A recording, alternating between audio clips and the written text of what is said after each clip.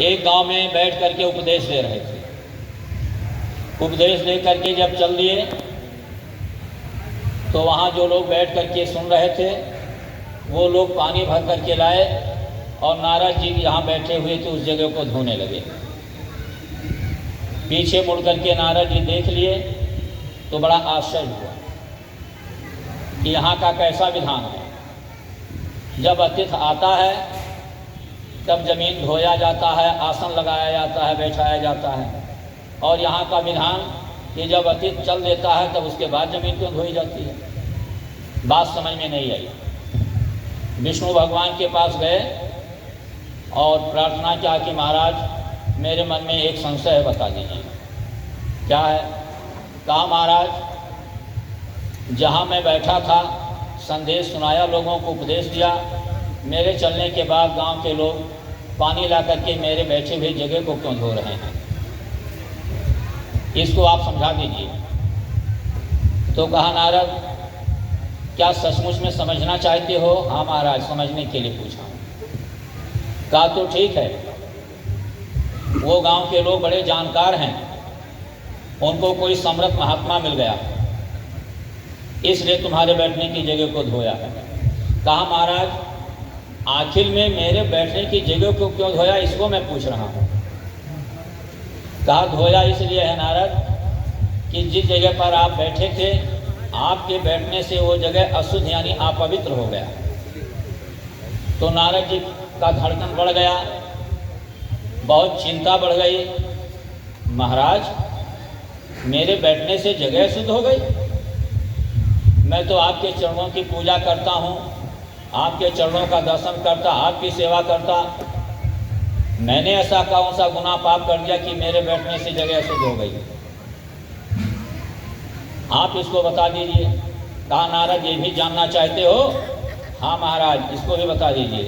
कहा तो सुन लीजिए नारद, वो जगह इसलिए अशुद्ध और अपवित्र हो गई है तुम्हारे बैठने से कि तुमने अभी तक गुरु नहीं किया है। इसको बड़े ध्यान से आप हम लोगों को समझने की जरूरत है। कहा तुमने अभी तक गुरु नहीं किया नारद, अभी तुमको गुरु के बारे में कुछ पता नहीं है। देखो नारद, जो गुरु नहीं करता है समर्थ, उसके सर पर लाखों पापियों का बोझा होता है। निगुड़ा मुझको ना मिले, पापी मिले हजार, और एक निगुड़े के शीश पर लाख पापियों का भार। नारद वो गांव के लोग जानकार हैं, इसीलिए तुम्हारे बैठने की जगह को धो करके शुद्ध और साफ कर रहे थे। कहा महाराज अभी तक तो मुझको इसकी जानकारी नहीं थी। कहा आपने मुझसे कभी पूछा ही नहीं, आज पूछ रहे हो तो बता रहा हूँ। कहा तो महाराज आप हमारे गुरु बन जाइए, हमारे सर के ऊपर से कलंक खत्म हो जाए। कहा नारद ये भी समझ लो कि मैं किसी का गुरु नहीं बन सकता। गुरु एक अलग पावर है, गुरु एक सर्वेश्वर शक्ति है। नारद मेरा विधान है, जो मेरा कानून बना हुआ है कि मनुष्य शरीर में जाने के बाद मनुष्य जो भी कर्म करेगा उसको मैं उसके कर्मों का फल देता हूँ। कर्म प्रधान विश्व रस राखा, और जो जस करे सो तस फल चाखा। मैं तो कर्मों के मुताबिक उसके कर्म का फल देता हूँ। और गुरु वो पावर शक्ति है कि वो जिसको चाहे उसको माफ कर सकता है। मेरे यहाँ तो पाप कर्म की सजा नरक जाना पड़ेगा, पुण्य की फल स्वर्ग जाना पड़ेगा, उसका भोग भोगना ही पड़ेगा नारद। और गुरु चाहे जिसके सारे पापों को माफ करके और जहाँ चाहे स्वर्ग वैकुंठ या उससे ऊपर ले जाना चाहे तो अपने धाम भी पहुँचा सकता है। वो सर्वेश्वर है, वो सर्वशक्तिमान है नारद, इसलिए मैं गुरु नहीं बन सकता। कहा महाराज तो कोई रास्ता बता दीजिए। कहा रास्ता हम बता सकते हैं। जाओ सुबह सुबह उठ करके चलना, जो पहला आदमी रास्ते में मिल जाएगा उसी को गुरु बना लेना, वो तुम्हारा गुरु होगा। इतना मैं बता देता हूँ। नारद चले आए सुबह उठ करके जब चले तो उधर से एक आदमी एक भारी गठरी पीठ पर लादे हुए चला आ रहा था। जब ये आगे बढ़े वो भी आ रहा था, थोड़ा और आगे गए तो जब पहचान में आई तब इन्होंने देखा कि वो आदमी मछुआरा है, मछली मारने का जाल का गठरी पीठ पर लादे हुए जा रहा है मछली मारने। तो नारद सहम गए, रुक गए, मन ने धोखा दे दिया, भगवान की भी बात को भूल गए। हम आपको इसको समझना है कि ये मन कितना धोखेबाज होता है।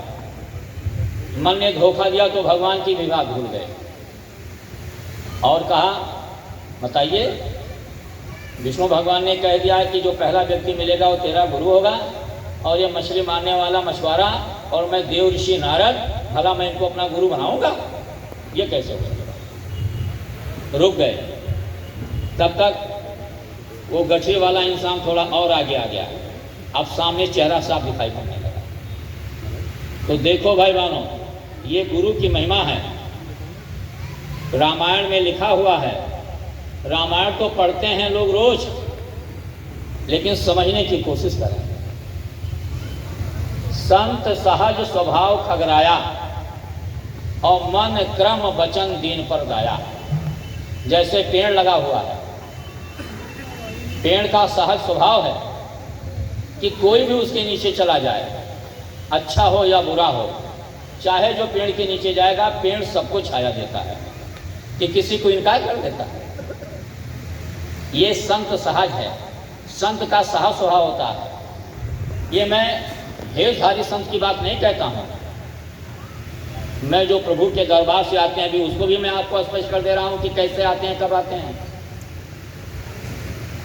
तो अब जब गुरु का चेहरा सामने आ गया तो गुरु की दया इनके ऊपर काम कर गई। वो सहज स्वभाव था गुरु का, वो नारद पर काम कर गया। और फिर नारद जी को होश आ गया कि नहीं नहीं, विष्णु भगवान ने मुझसे कहा था, इसलिए अब उनकी बात को नहीं काटेंगे। ये गुरु की दया काम कर गई। कहा अब तो जो हो मैं इन्हीं को गुरु कर लूँगा। बस दौड़ करके गए, चरणों में गिर गए। वो पीछे हटे, अरे ये क्या कर दिया महाराज, आप हमारे गुरु हो, अब नहीं छोड़ूंगा। पकड़ लिया चरण को, नहीं छोड़ूंगा। कहा नहीं, मैं तुम्हारा गुरु नहीं बन सकता। मैं मछली मारने वाला मछुआरा मछली मारने जा रहा हूँ और तुम देव ऋषि नारद, भला मैं तुम्हारा गुरु कैसे हो सकता हूँ? छोड़ो छोड़ो छोड़ो। महाराज अब तो मैंने संकल्प ले लिया कि मुझसे विष्णु भगवान ने कहा था, तो मैंने संकल्प ले लिया, अब मैं आपका चरण नहीं छोड़ूंगा। देखो भाई बहनों, सत्संगी गुरु भाई बहन भी बैठे हैं और भी भाई बहन धर्म प्रेमी बैठे हैं। संकल्प में बहुत बड़ी शक्ति होती है। हम हनुमान जी मंदिर में बैठे उनकी पूजा प्रतिष्ठा करते हैं। त्रेता के युग में रामायण उठा करके देखो,